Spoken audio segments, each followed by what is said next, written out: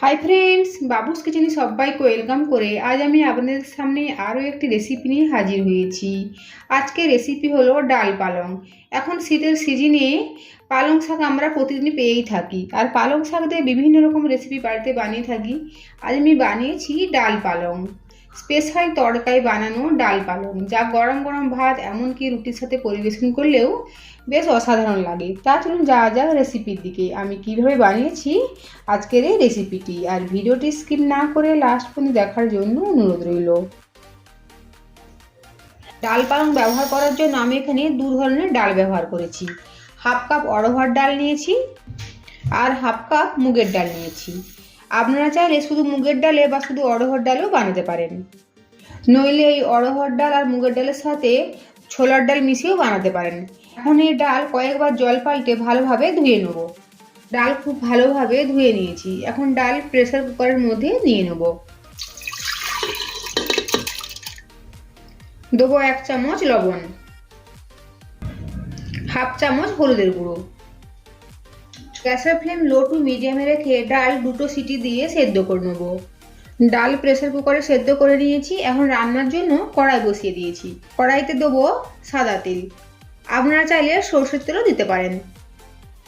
তেল গরম হয়ে গিয়েছে, তেলের মধ্যে এখন ফোড়নে দেবো তেজপাতা, শুকনো লঙ্কা আর অল্প করে গোটা জিরে। ফোড়ন ভাজা হয়ে গিয়েছে, এখন দেবো মিডিয়াম সাইজ একটা কোঁচানো পেঁয়াজ। পেঁয়াজ লাল লাল করে ভেজে নেব। পেঁয়াজ লাল করে ভেজে নিয়েছি। দেবো আদা বাটা, রসুন বাটা, কোঁচানো কাঁচা লঙ্কা। পেঁয়াজের সাথে আদা রসুন কিছুক্ষণ সময় নিয়ে ভেজে নেব।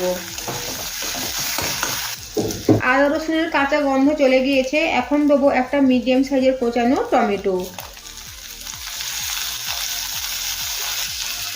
দেবো কিছু গুঁড়ো মশলা, দেবো হলুদের গুঁড়ো হাফ চামচ। ডাল সেদ্ধর সময়ও হলুদের গুঁড়ো দেওয়া ছিল, তাই এখানে অল্প করে দিয়েছি। জিরের গুঁড়ো হাফ চামচ, ধনে গুঁড়ো হাফ চামচ, কাশ্মীরি লঙ্কার গুঁড়ো হাফ চামচ। দেবো 1 চামচ পরিমাণে লবণ। অল্প করে গরম জল দেবো, যাতে তলায় না বসে যায়। এখন সমস্ত কিছু খুব ভালোভাবে নেড়ে চেড়ে মিশিয়ে নেব আর এই মশলাটা কষিয়ে নেব।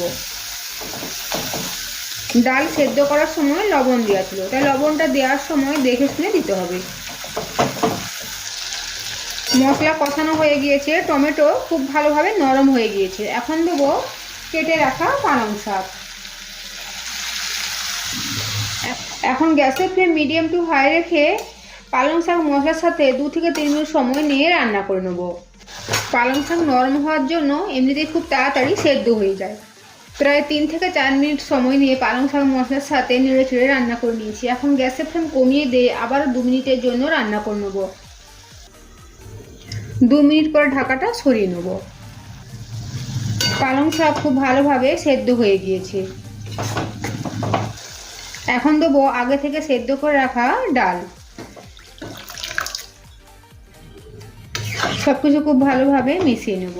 সবকিছু খুব ভালোভাবে মিশিয়ে নিয়েছি। এখন গ্যাসের ফ্লেম মিডিয়াম টু হাই রেখে 2 থেকে 3 মিনিট সময় নিয়ে ডালটা ফুটিয়ে নেব। মাঝে দেবো হাফ চামচ পরিমাণে চিনি। যারা মিষ্টি পছন্দ করেন না তারা চিনিটা স্কিপ করতে পারেন। আর এই অবস্থায় লবণটাও টেস্ট করে নিতে হবে, যদি কম বলে মনে হয় তবে অ্যাডজাস্ট করতে হবে। ডাল ফুটে গিয়েছে। এই ডাল পালং একটু ঘন ঘনই হয়। ডালটা নামিয়ে নেওয়ার পরে ঠান্ডা হয়ে যাবে, তাই ঠিক এই অবস্থাতে আমি ডালটা নামিয়ে নেব। ডালে তড়কা দেওয়ার জন্য আমি একটা প্যান বসিয়েছি আর এর মধ্যে নিয়েছি 1 চামচ পরিমাণে ঘি। ঘিয়ের মধ্যে দেবো সামান্য পরিমাণে হিং আর দেবো গোটা জিরে, সাথে দেবো রসুন কোচানো। রসুনটা একটু হালকা লাল করে ভেজে নেব।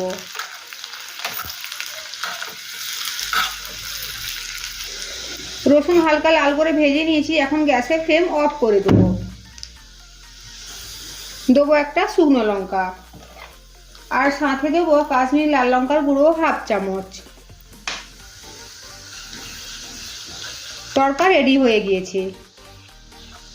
তড়কা এখন ডালের ওপর দিয়ে ছড়িয়ে দেবো। তৈরি হয়ে গিয়েছে স্পেশাল তরকারি বানানো ডাল পালং। আজকের আমার এই রেসিপি যদি আপনাদের ভালো লেগে থাকে তো অবশ্যই লাইক, শেয়ার, কমেন্ট ও সাবস্ক্রাইব করার জন্য অনুরোধ রইল। পাশে থাকা বেল আইকন প্রেস করার অনুরোধ রইল আমার প্রতিদিনের ভিডিওর আপডেট পাওয়ার জন্য। ভালো থাকবেন, সুস্থ থাকবেন। ফিরে আসছি অন্য কোনো রেসিপি নিয়ে। আর ভিডিওটি লাস্ট পর্যন্ত দেখার জন্য ধন্যবাদ।